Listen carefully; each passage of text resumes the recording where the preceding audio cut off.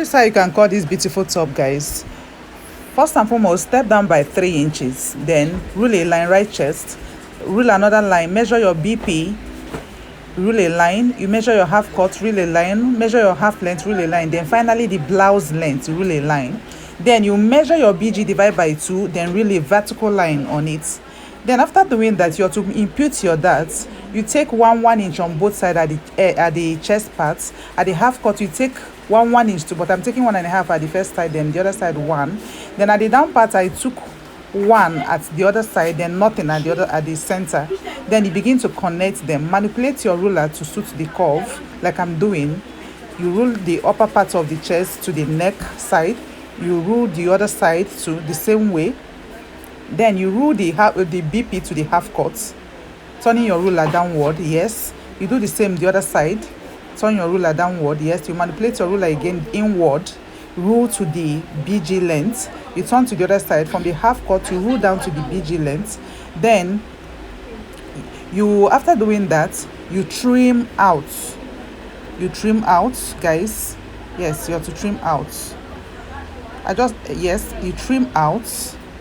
As you're trimming, guys, if you find this video helpful, please kindly share so that some people those that really need it will watch it, guys. Please support your girl by liking and sharing this post.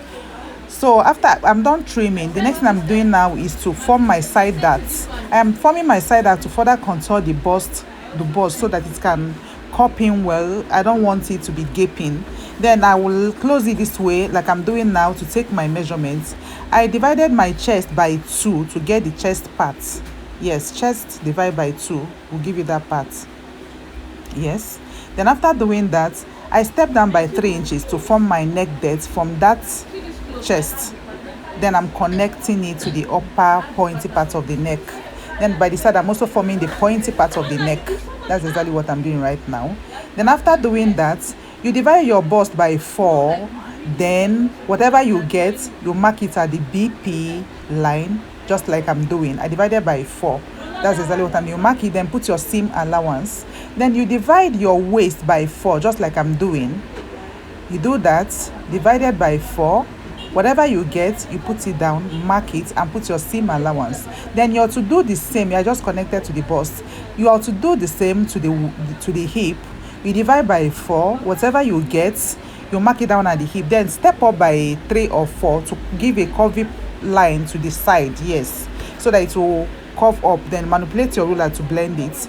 Then you curve it from the waist to the hip, just like I did.